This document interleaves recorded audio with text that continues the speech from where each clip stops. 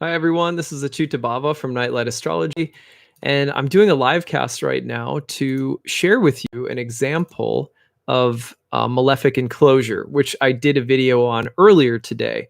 The reason I'm doing this is because Mercury is currently temporarily sandwiched between the rays of Mars and of Saturn.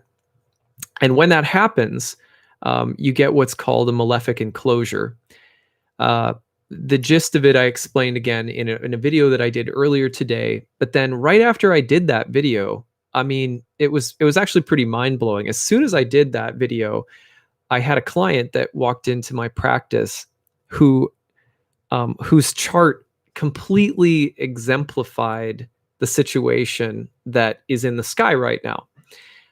After the session was over, I said, I'm so struck by the example of your chart and how vividly it illustrates the dynamics that I was talking about in a previous video that I made today, that I'm wondering if you would let me share something of your story with my audience today as a quick follow-up. And she was like, sure, that's fine. And I'm doing it anonymously, of course. But it really super blew, it just really blew my mind. So that's what I'm going to share for starters. This story of a Malefic Enclosure that was demonstrated in my client practice today. I recommend going back and watching the video that I did earlier today at some point to make more sense of this if you're just watching this for the first time.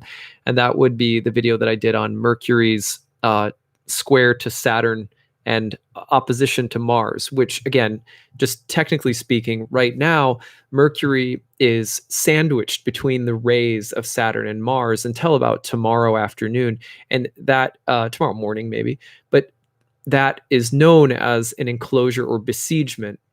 Very difficult position for Mercury. And because Mercury is in the sign of Libra, the scales, the place of balance, harmony, fairness, that Mercury's desire for fairness or for justice or for balance and harmony in general is being disrupted by a much more willful and domineering, Saturn-Mars combination.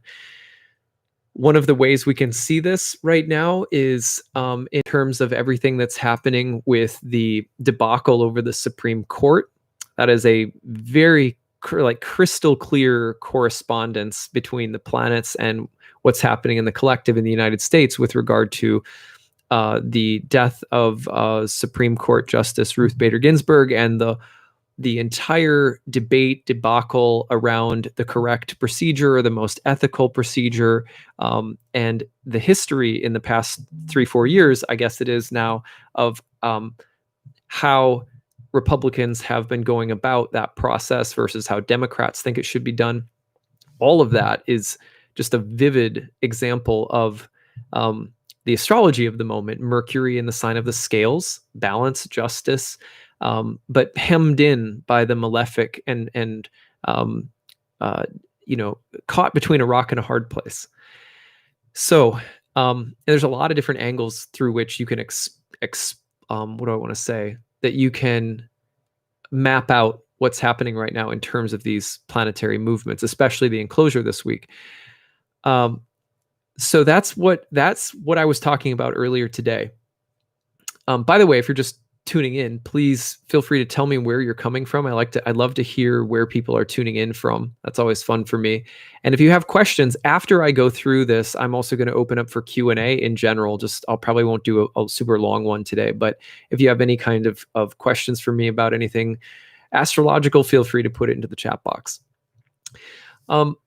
So that was the dynamic that I talked about earlier today, this potential for the desire for fairness, and the potential for due process or fairness to be manipulated as well.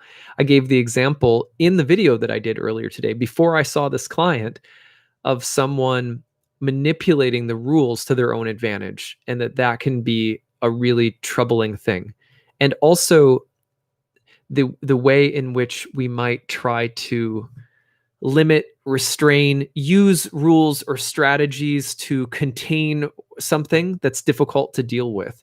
Literally, I had another example that I went downstairs and my wife told me that or one of her good girlfriends is just like today had to give her son an extended grounding slash timeout from social media devices because of how lippy he's been getting. And some of that's been caused by some of what he's been getting into on social media. And so they sort of had to give him a technology ban. You couldn't give a better example of the enclosure than, guess what? You don't get technology for a couple of weeks because you've been abusing it and sassing off and disrespecting teachers and blah, blah, blah. So that was another, and I mentioned in my video, like, cyberbullying could be a thing. Okay, so all of that in context, I get into this session and my client sits down and this is what they say. And I'm giving you a kind of, I'm making this anonymous, right? I'm trying to respect that. So I have to be kind of vague. She's going through a divorce and husband is dealing with, we'll just say, is not a nice guy and there's some abuse and is dealing with addiction. And on the other side of this, husband's status when it comes to job and so forth is such that even though in just about any other situation, this is coming from her lawyer, in this divorce proceeding, she should get everything. There's a very real chance that he'll end up getting absolutely everything, despite clearly being the villain in the situation because of this sort of status that he has, because of this special sort of legal advantage that he has that is absolutely a manipulation. It is absolutely corrupt down to the core. I mean, I'm not a lawyer, but anyone who heard this story today would be like, wow, that is so shitty that someone is going to try to use a kind of legal position or status to manipulate and take everything.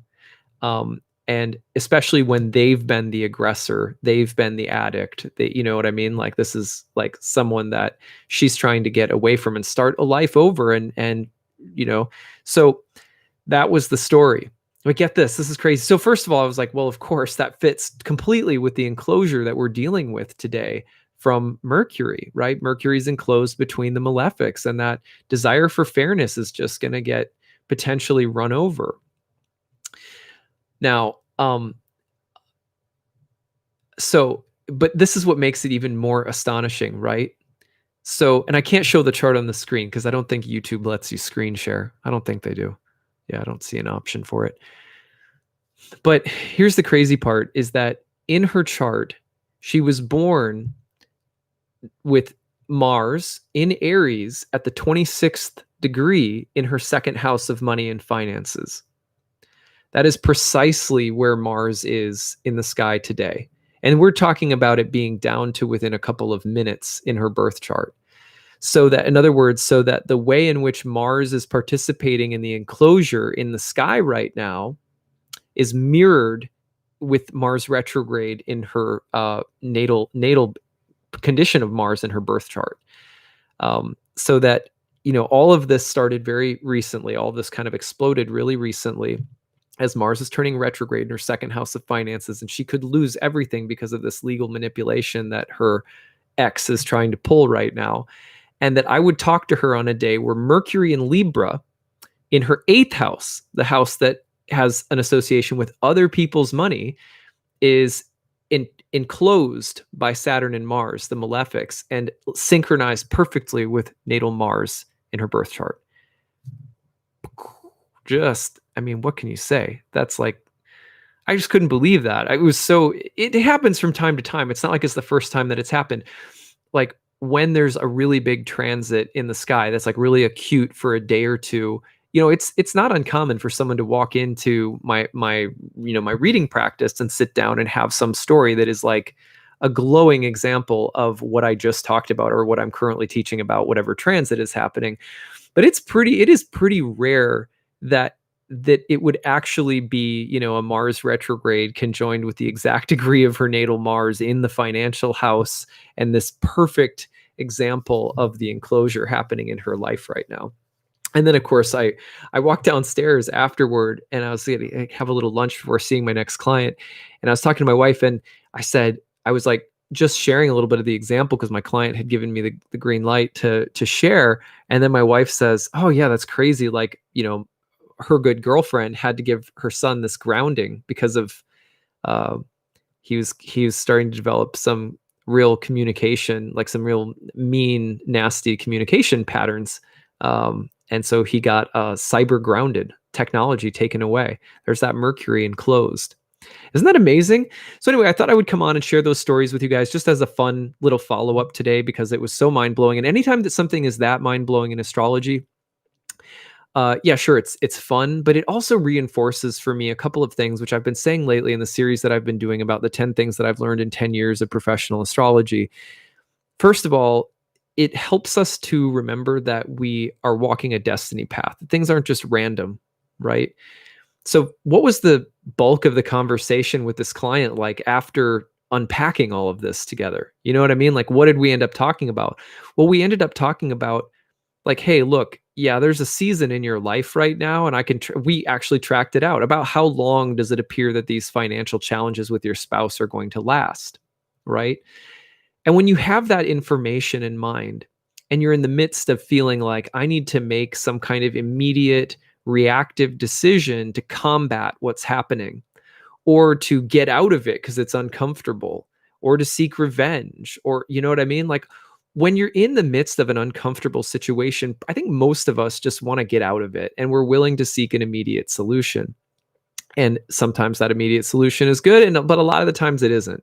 Because when we when we make a choice just based on wanting to get rid of discomfort, we're oftentimes not.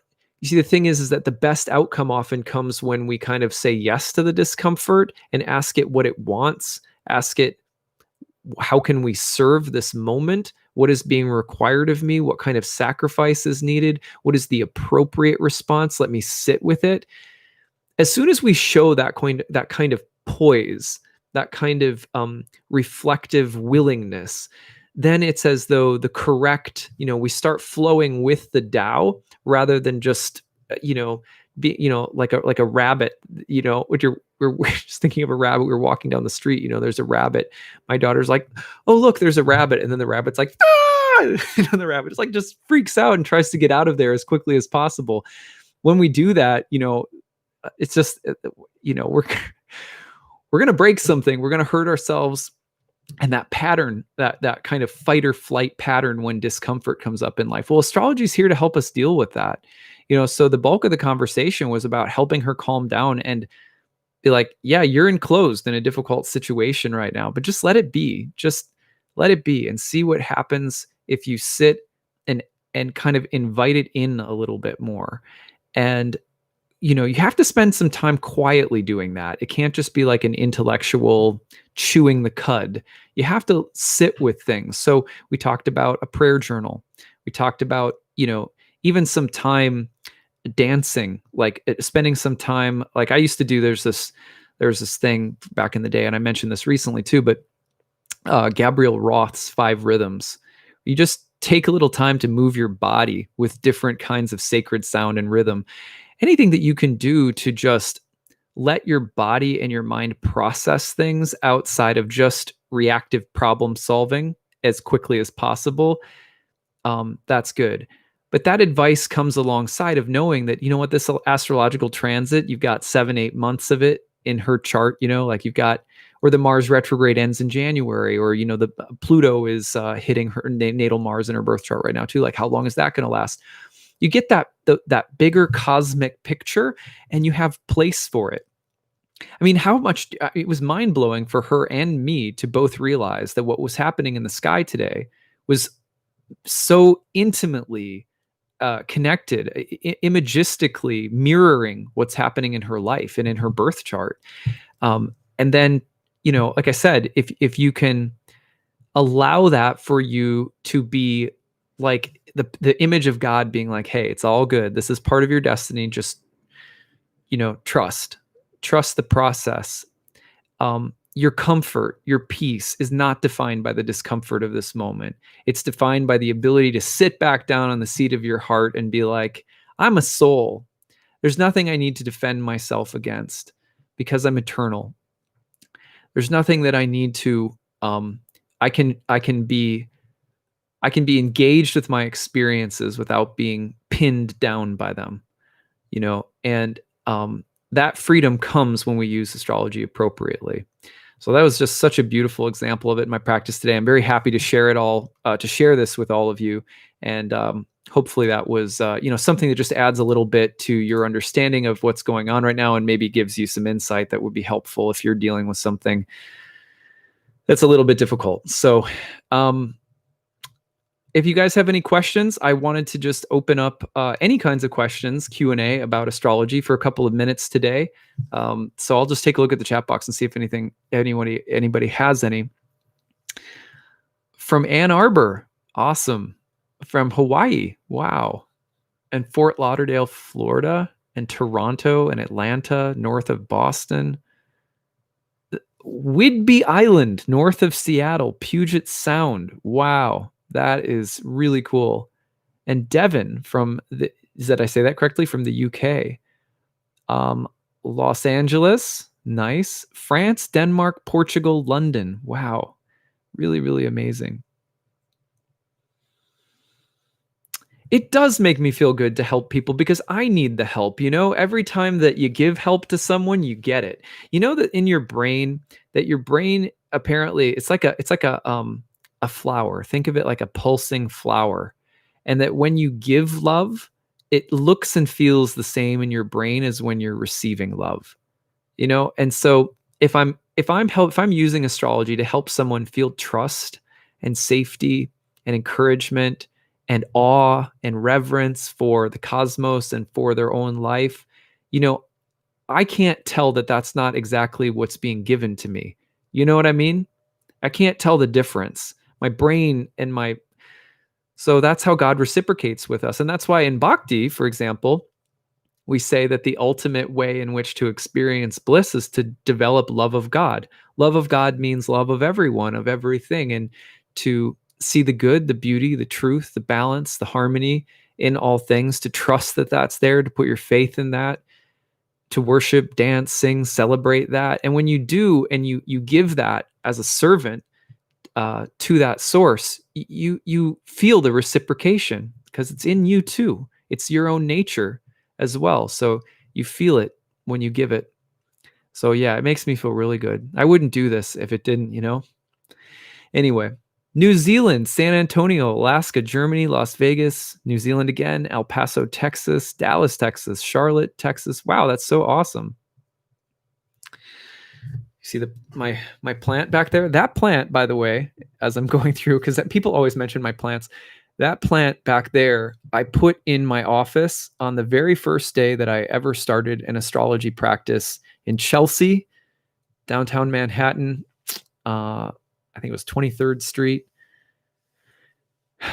22nd, maybe 19th. I can't remember now. Very first day I started an astrology practice, I set up my office, and that was the plant that I had next to my desk where I saw clients in Manhattan 10 years ago, and it's still with me. It's my buddy.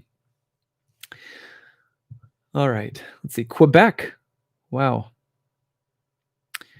In your video, 10 Things, you mentioned the idea of whistling while pulling weeds as a way of pursuing happiness instead of trying to remove all weeds. Yes. Yeah, that's a good paraphrase. How does this work for people who have any kind of strong melancholic side? Well, if you have a melancholic side to you, there's going to be a way in which you can't be melancholic unless you suffer. There's like melancholy is like you could say like the best melancholics are like they're writing the book on the art of suffering. They're Saturnine people. They're people who are wintry. They're deep, but deep wintry people can often speak to the bones. You know what I mean? The bones are like it's a very particular kind of medicine that comes when you speak to the bones of life. It's deep. It's sometimes dry, but it can be also sort of damp, like a dark ocean. And that energy is, what can you say? You have to be aware of the fact that you are not that. That is what you carry, that's a medicine that you express, or that is an archetypal construct that you have intimacy with. It's a facet of God that you have a connection with. But it's not who you are. So the melancholics that tend to really struggle to a degree that is unhealthy are going to be the ones who start thinking, I am this sorrow, I am this winter, I am this death, I am this decay or impermanence, or I am the bleakness or hollowness or the falseness of things, or I am just a feigned appearance. There's nothing substantive here about me, or there's nothing substantive about anyone or anything. So you have to be careful that it doesn't devolve into nihilism or voidism, or you have to be aware that that I am still a conscious being, a little spark of eternal consciousness, and that I am relating to melancholy, but I am not melancholy itself. If you can hold space for that, and I think what that comes down to is just being comfortable with the fact that you're a melancholic. The people who become comfortable with that fact are often the ones who have brilliant senses of humor. For example, I'll give you an example of someone with a whole bunch of Saturn energy in their chart who I would describe as something of a melancholic, who is beloved because they have a kind of self-confidence in their melancholy, and a self-loathing kind of humor, and that would be like Louis C.K. Now, I know he's kind of, there's some pervy stuff about Louis C.K., and I'm not trying to make him a savior or anything, but Woody Allen would be another example of a sort of, and often it's funny because oftentimes I'm giving examples of pervy people, some pervy elements, because Saturn is also like sort of lecherous. There can be an element of that too. But at any rate, yeah, people who have a sense of confidence and comfort in the stew of melancholy are usually the ones that also have a dark humor, like a ability to be humorous and light despite the darkness, and that often translates into what we might call dark humor. Yeah.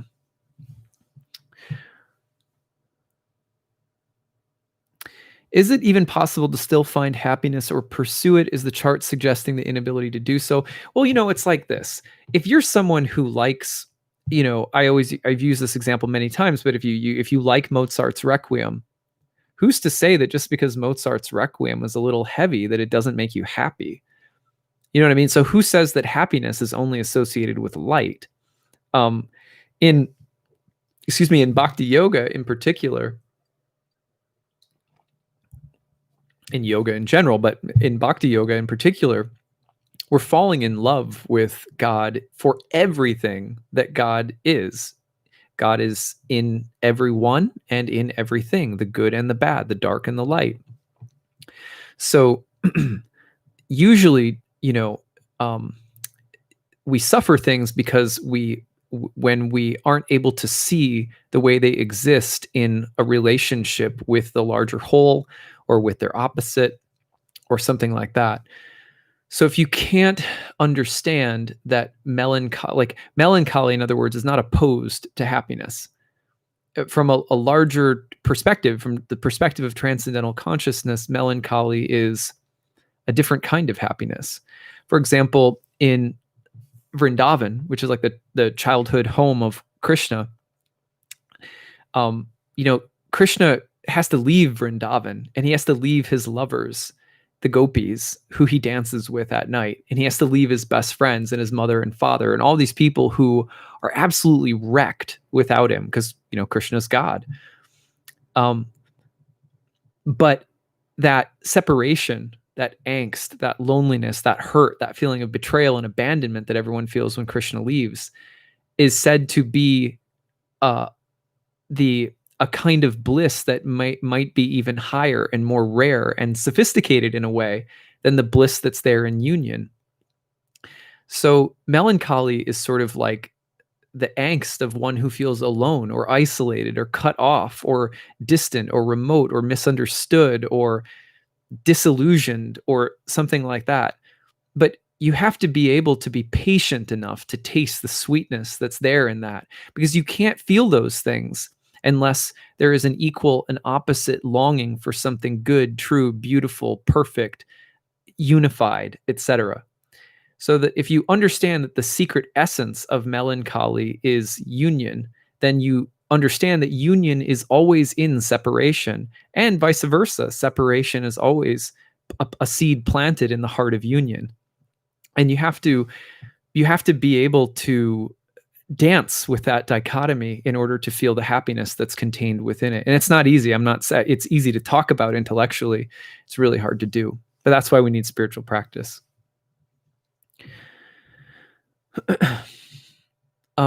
What happens when you go against the things that transit suggests? For me, it's change and kind of resisting it currently, which must be bad. Well, I don't know your situation, so I wouldn't want to speak to it generally without knowing the details. But I'll just say that, the universe God really respects our free will. And so I like to try to take the word supposed to out of our vocabulary.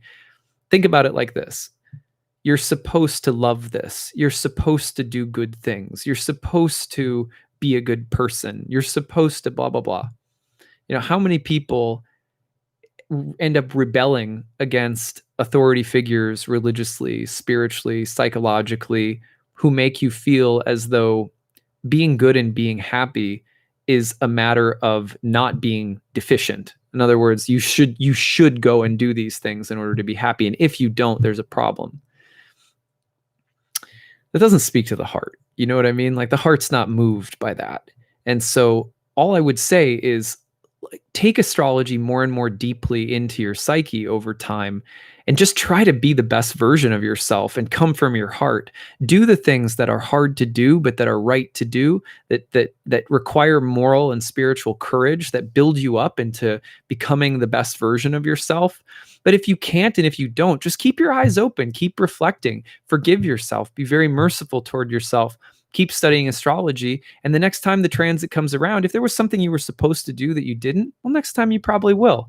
Just don't be too hard on yourself in the meantime. Just do your best,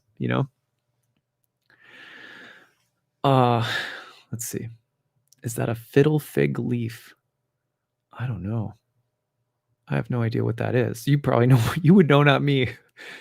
Why do you prefer the whole house system? Because it's better. No, just because it's the system that ancient astrologers used, and it's a lot more intuitive and, in my mind, a lot more accurate. And the rationale behind why it was used and how it was used is so eloquent and beautiful when you learn more about it, that I was converted. The modern quadrant-based house systems are really mathematical and abstract. There's not like a very deep esoteric rationale behind their use, in my opinion, not like the ancient astrologers were doing with whole sign houses.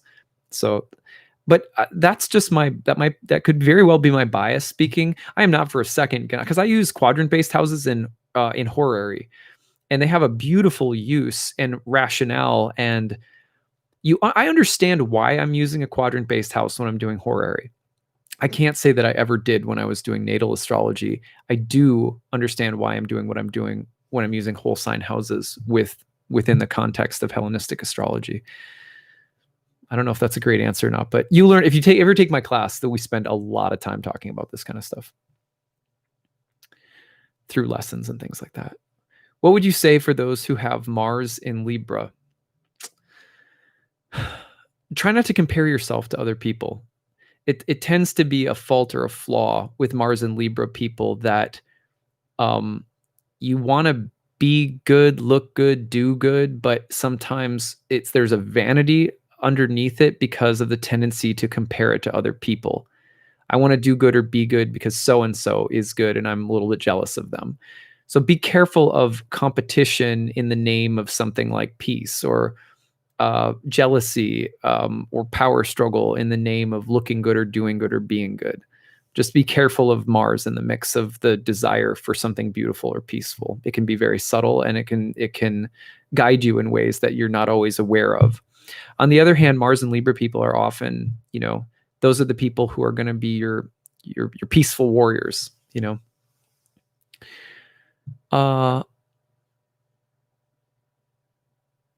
let's see. Do you think people with K2 conjunct Saturn in the 7th oppose the ascendant are doomed to a life without love? No, you just need to marry a melancholic.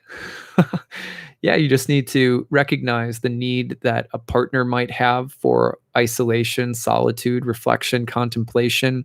It's a late life love. Sometimes it's about love lost. Sometimes it's about a spiritual form of companionship. It can appear later in life with age and time. It's very important that a partner be someone that is other or different, or that brings you out of normalcy, that brings you out of yourself, even if there's a sense of it being a little alienating. It's quite an adventure if you have Saturn with K2. I mean, of course, one of the possibilities is loneliness or, more difficult karma around finding companionship, but that's not the only thing. Monster CD by REM makes my Scorpio stellium happy. No apologies for the darkness. Yeah, nice. That's funny. I was just like playing my guitar the other night and I figured out a few REM songs. I was like, oh, here's the chords for that REM song. Let's see.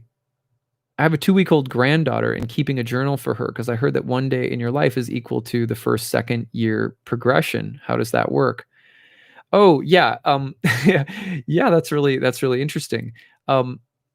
The way that the progressions work, if you're using this particular form of symbolic progression, is that one day of astrological change after birth is the equivalent of 1 year of life. So if the moon, is changing signs after the day after you're born, and another aspect is being formed by 2 planets in 2 days after you were born, you track those at those changes symbolically map out to that year of life.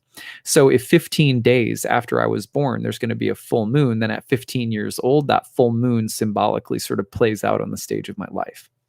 That's the idea. But keeping a journal in terms of what's happening in the world, tracking those transits day by day for the first, say, 60 days or 90 days of a child's life, if they're ever going to take to astrology, it would be a real treasure to play with later, for sure. Yeah. Let's see.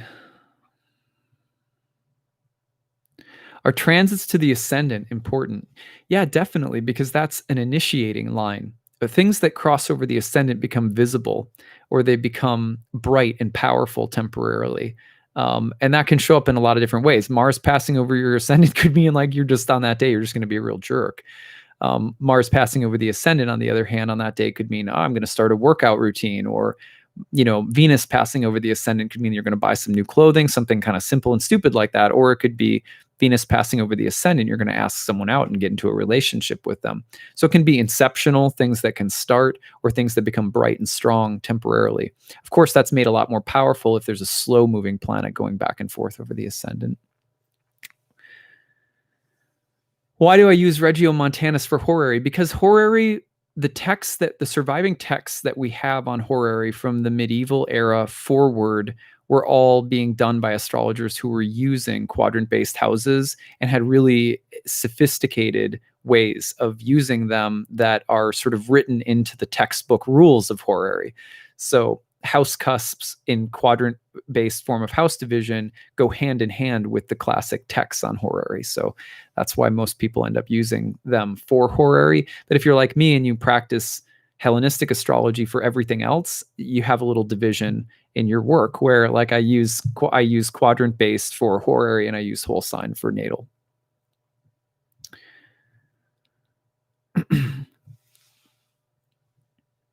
Like personally, when I, someone's saying, I heard a quote once, something like, everyone loves to see the light, show me your darkness. I think we're all very sensitive, and I think we can really sense and see the darkness in one another. I think we can imagine what it is like, and I think we really revel in imagining what other people's darkness is like. In fact, I think one of the probably most popular forms of gossip that we participate in is to sit around and imagine what's wrong with each other. We sort of armchair psychologize. This is that person's demons, and this is why they're messed up, and this is where that jacked up pattern comes from. And why do we like to do that? Well, I don't think it's because we're all just inherently malicious, gossip mongering a-holes. You know what I mean? Like, because I see good in us, right? So I'm like, well, why do we do that? And I think part of why we do that is because, it's like Adam and Eve covering themselves up in the garden. We're ashamed of our darkness, and there's some reason we should be. There's some good in being ashamed. It keeps us accountable. But there's also there's soulfulness where there's darkness too, because the soul is the meeting ground for all opposites. All oppositions meet, mingle, dance, and relate to one another in the soul is a medium for experience.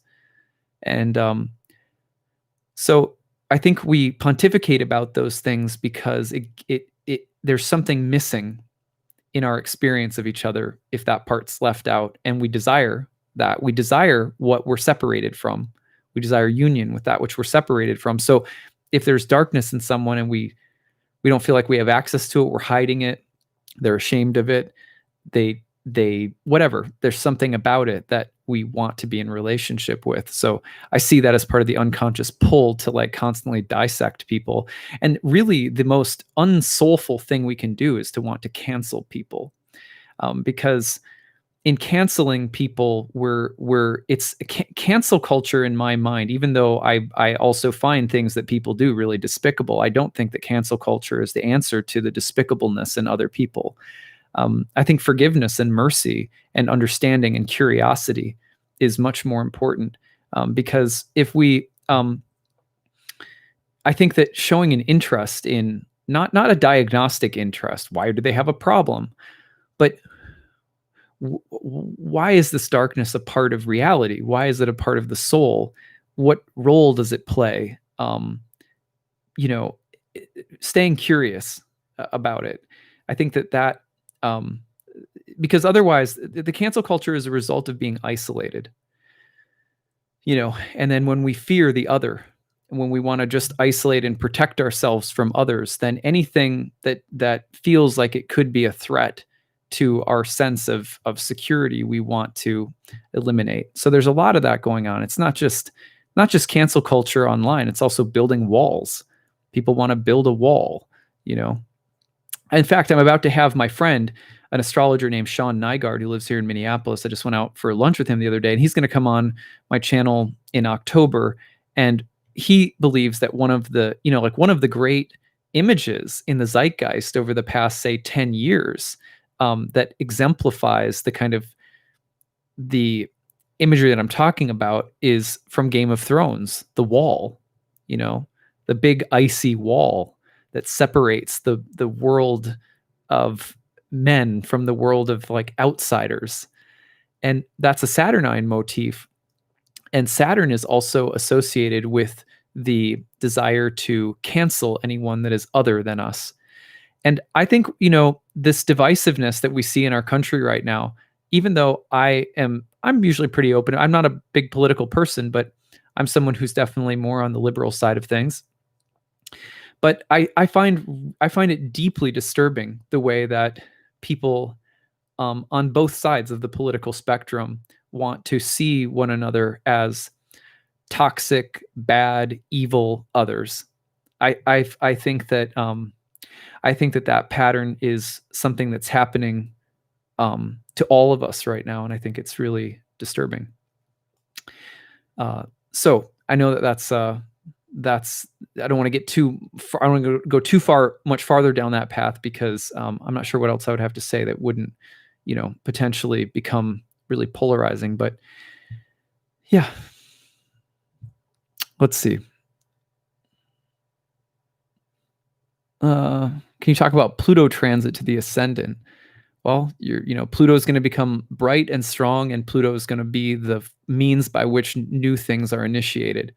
So that subterranean, plutonic, deep, dark, the question about power, question about evil, question about death and transformation, and that's going to be a question of how do you incorporate that into your ego, into your personality, without being overcome by it. That's a big question for Pluto on the ascendant. It can be that way for the sun too. I'm Libra ascendant with Venus conjunct Neptune in first house. Is this indicative of psychic ability?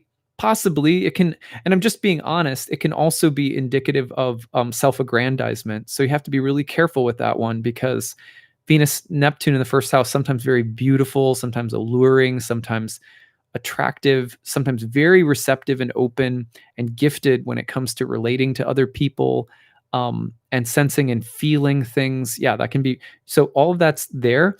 But, Neptune, Venus is also very imaginative, prone to fantasy, sometimes prone to delusion or self-aggrandizement in the first house. So you always want to make sure you're really, really grounded. And I don't know you at all, Mary, so please don't take any offense by that. I'm just kind of speaking to everyone listening as well. I'm 46 now, and finding the right lady has been very difficult. Loneliness seems to be a big thing. Would you say Moon in Scorpio is also difficult? Well, that is a difficult placement for the moon, but difficult is a relative thing, and that can mean the moon in Scorpio means a lot of different things depending on where it is and what dimension of the lunar symbolism we're talking about. Are we talking about one's mother? Are we talking about one's psychology or temperament? Are we talking about a topical rulership that the moon has in the chart? So it really depends.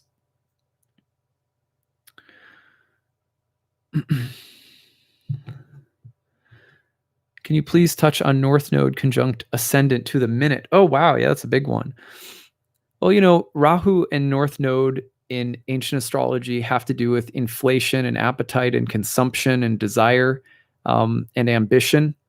And on the Ascendant, that it will incorporate itself into your personality. Remember that Rahu is like a smoky, ghosty demon planet in Indian astrology. So all this, in modern astrology, all this emphasis on like North Node is like your beautiful, glowing soul purpose. That's brand new. That's like no basis in the history of astrology for thousands of years. So, in the way that I read Rahu is basically like Rahu's a bit like Jupiter in that Jupiter can make things bigger and point towards like success. And it can also like aggrandize things. And it like Rahu is sort of like Gordon Gekko from Wall Street. Did you ever see that movie? It's sort of like money, greed, power, privilege, status, ambition. Those things are associated with Rahu in ancient astrology. As is on some level, as is just garden variety, even virtuous worldly accomplishment. So like just being a good person and having success in the world because you're good at things. That's like North Node Rahu energy. And it can amplify and increase the good fortune of things like Jupiter does. But you always have to be careful that it's like a bit like Pluto on the ascendant or Pluto with the sun, that power and that hunger and that doesn't devolve into like a lust. And that's always the beware with Rahu in the North Node. It's like, for example, like Lance Armstrong, he has the North Node or Rahu conjunct Mars, and what did he do? He took a bunch of steroids to get bigger and faster and stronger.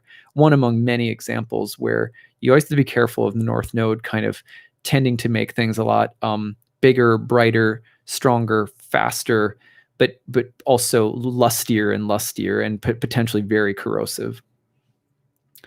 And that's something that you're trying to understand how that exists within your very personality and character when it's on the ascendant. That's a deep study. That's a deep study. The positive example of Rahu or North Node is typically going to be someone who harnesses their ambition to do good in the world. For example, I have Rahu in my 4th house, home, family, and we had a yoga studio in our home when we started. We built a yoga studio on the first level of this big house in Silver Spring, Maryland, and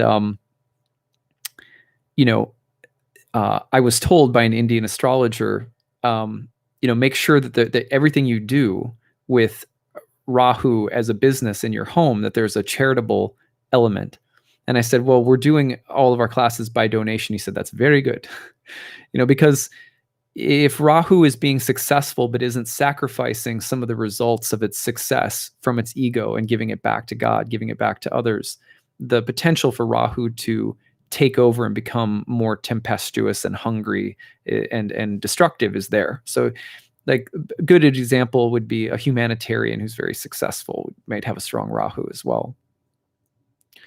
That would be a slightly, better version of it. Okay.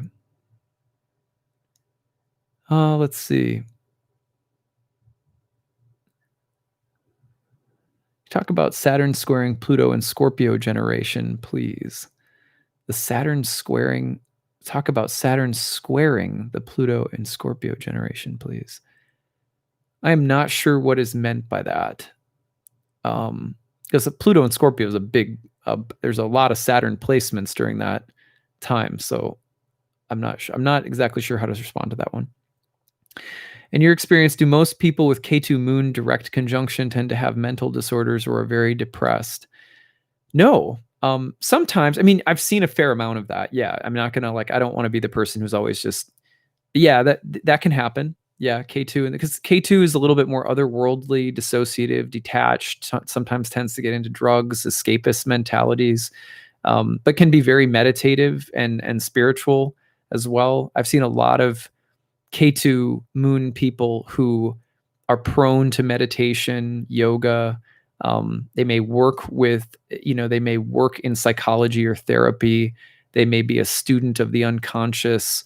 So that K2 moon, it depends on the dignity of the moon, the house position, aspects to other planets, especially the benefics, to say whether that K2 moon is going to be more of the kind of, because K2, as opposed to Rahu, for everyone who's listening, the south node of the moon, has more to do with almost the desire to quit the world and seek moksha or liberation, but often in really unhealthy ways, like, the heroin needle or, something.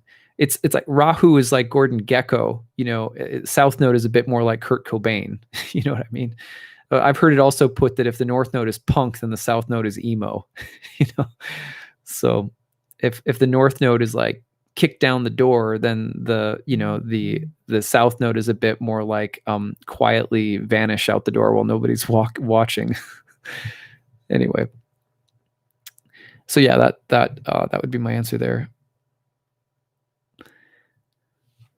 Mars in Scorpio in the first, opposition to Moon in Taurus in the seventh. Comment, please. Mars in Scorpio in the first, opposition to Moon in Taurus in the seventh.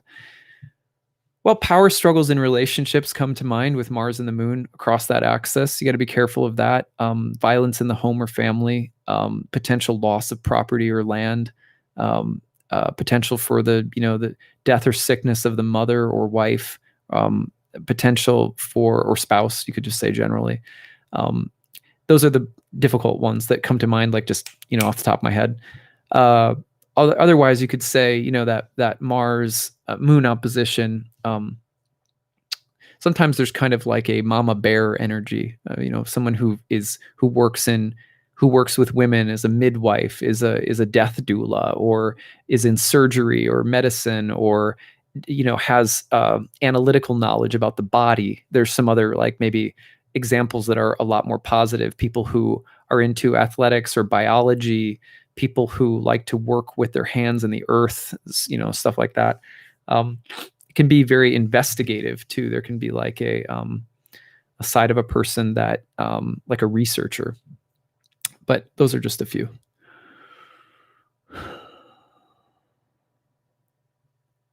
So South Node in the 10th is generally beneficial.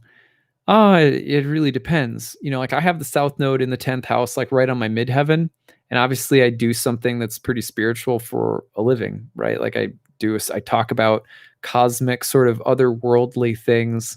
I'm always telling people, like, get off the wheel of fortune. It's like K2s on my midheaven. I got into this career because of a long stint of drinking ayahuasca, this like very otherworldly potion that blasts you out of your body. You know what I mean? Like, yeah, I've got K2 on my midheaven, but I've seen people with K2 in their 10th house who are like starving artists, who can't when I started my job as an astrologer, like I make money now, but I was on unemployment when I started. I went to an MFA program and, wanted to be like, a writer and an artist and stuff like that. And had really, really atrocious money problems up until astrology came into my life. So I'm really lucky in that regard, because a lot of times K2 in the 10th house will translate to people who they may have a hard time doing that worldly 10th house stuff.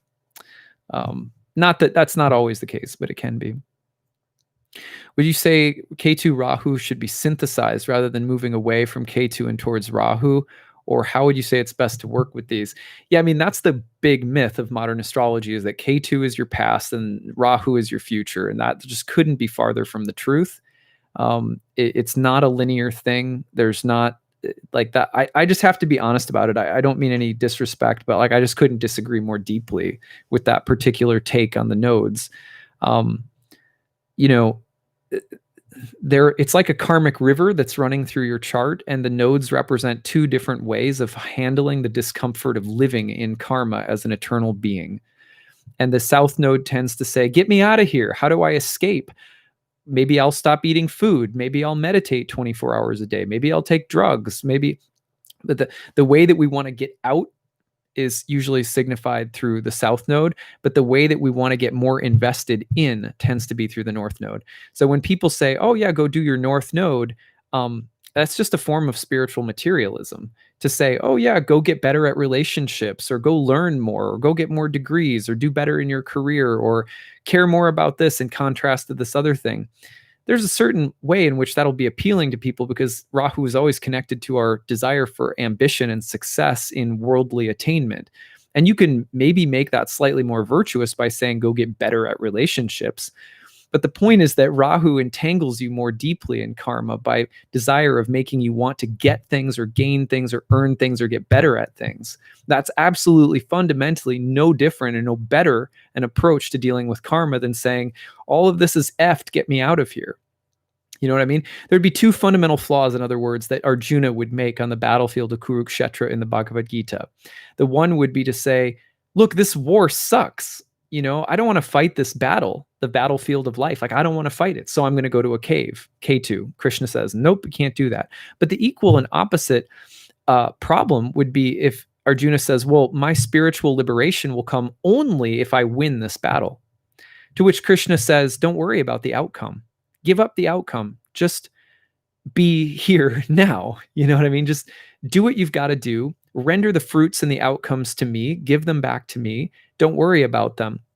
It's not about attachment to outcome in the future, and it's not about trying to get away from the basic dilemma of being here either. So both of them were thought of as malefics in Indian astrology, because they both represent they're the lunar nodes. They represent the perpetuation of reincarnation.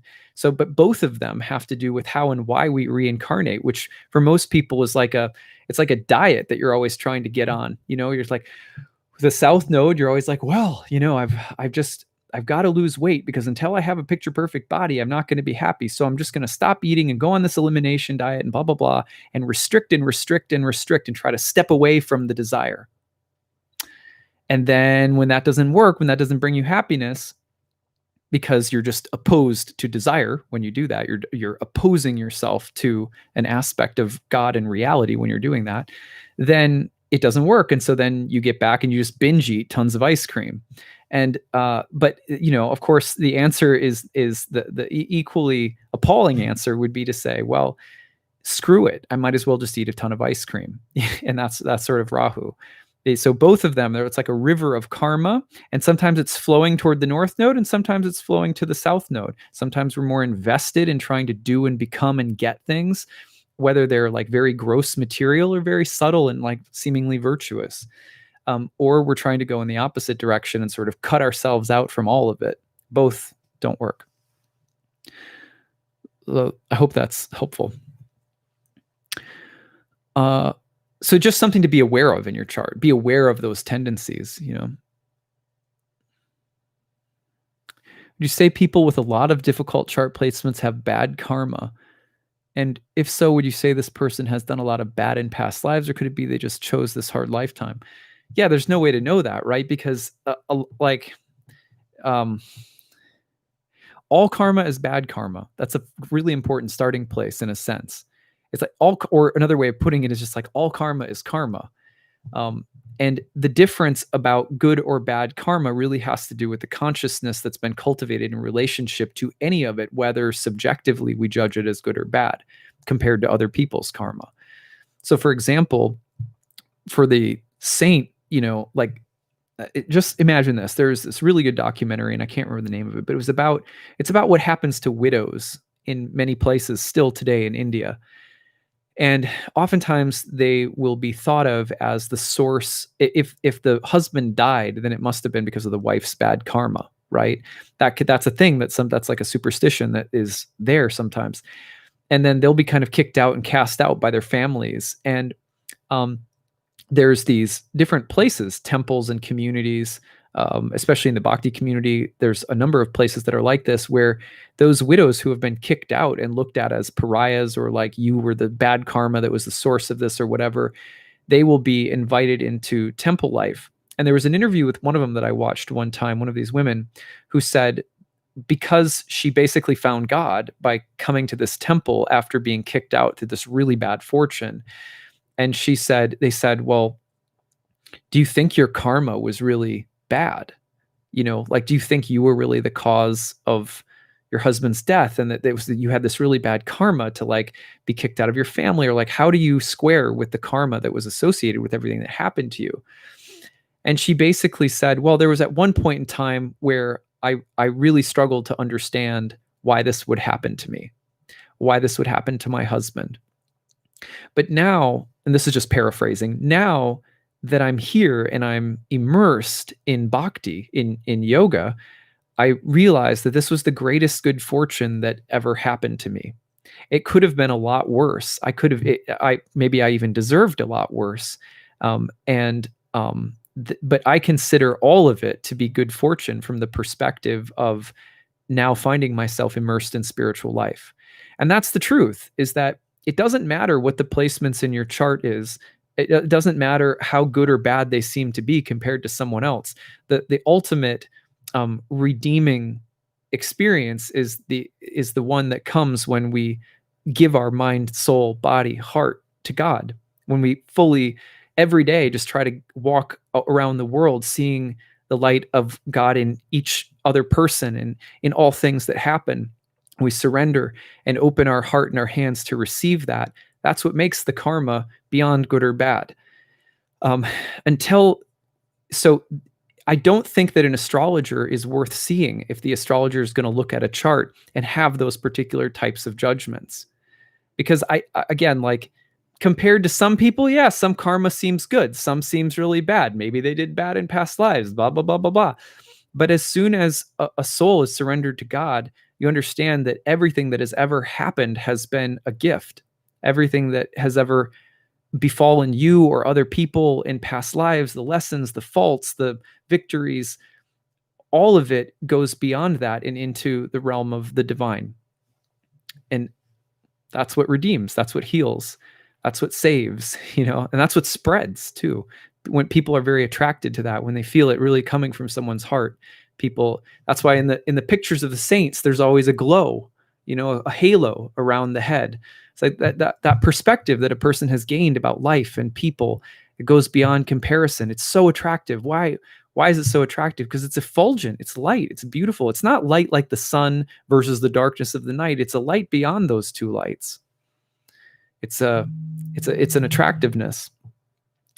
So anyway, that's what I would say about that. Always ask me questions philosophically. I'll be done in an hour. Let's see.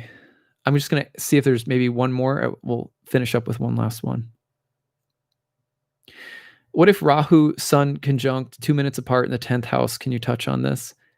Well, ambition, reputation in the world. There's going to be some tests there, and don't be tempted to think that your worth or your value is in the validation you receive through your career or through your status or standing in the world. Although you may also do really well and succeed, that may be, but there may be a temptation in that constantly. There's a lot more to be said, but that's a quick response. Excuse me.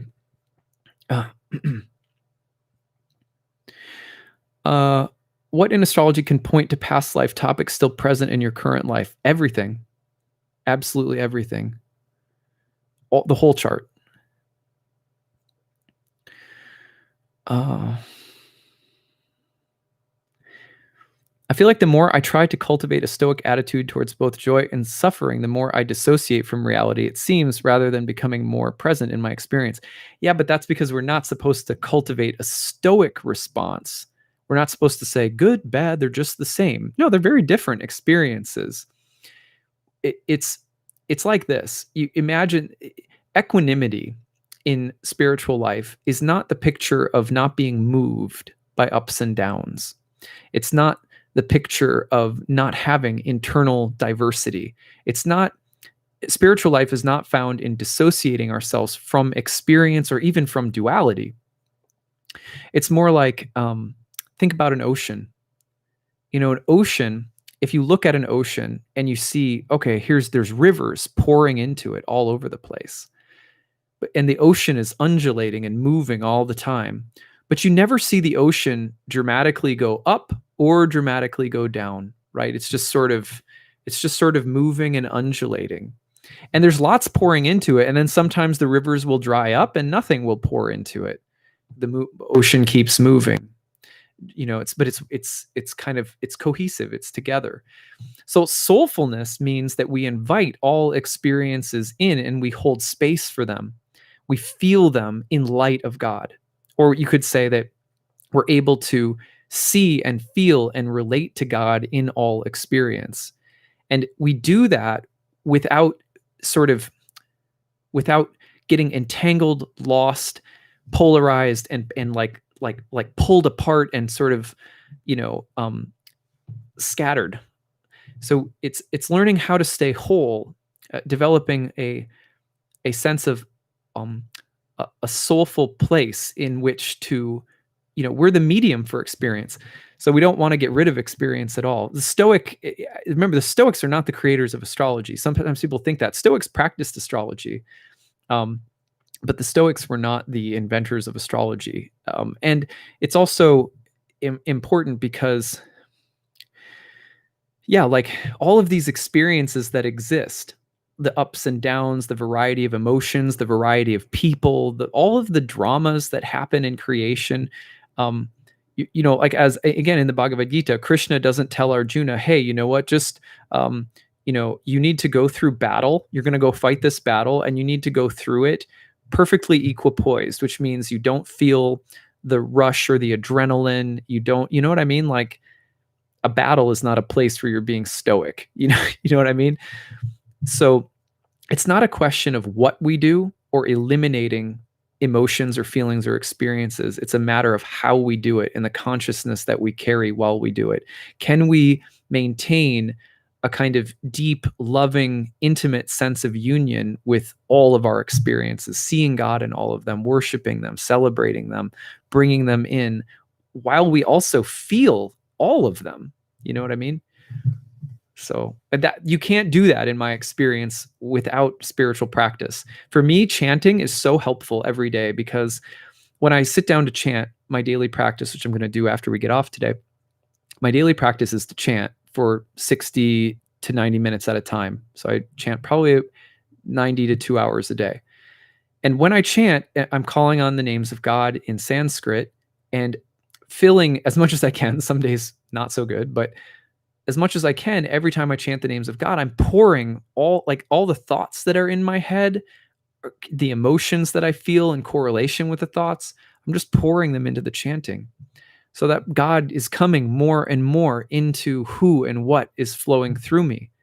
And that's in Bhakti, we say that's what cultivates relationship, love of God. Similarly, people meditate. And in meditation, you feel everything, but you're learning to be a still, you're like the ocean. You're learning to contain all of the multitudes as they come in and go out. And that is what gives us that intimacy. And that's what we want. We don't want dry, detached association. We want intimacy. I recommend chanting because sometimes in meditation, people think that the idea is to be in control. They don't realize that meditation is about allowing for a flow to move through you and becoming the vessel for the holding of that experience, which is what brings samadhi, right? But that wherever there's more control and elimination of things and restriction of experience and stuff like that, the heart dries up, and that's why you feel dissociated. All right. Well, that's what I have for today. So I hope that this was fun. We're at about an hour. I thought I'd come on and do a little Q&A with all of you. Remember, my class, Ancient Astrology for the Modern Mystics, starts on November 14th. It's a one-year program. We study ancient Hellenistic astrology, spiritual philosophy, the techniques of reading birth charts. Eventually, we invite people into, my classroom to serve as demo clients. We break down those sessions. We have breakout study groups outside of class, 30 lectures, 12 additional bonus guest lectures. Also have quizzes, homework, bonus material, discussion forum. You can email me anytime with questions. It's a really fun class. You can register on my website, nightlightastrology.com. There's need-based tuition for people who need it, or especially if you're struggling due to COVID-19. There's an early bird rate. If you pay up front, you save $500 off.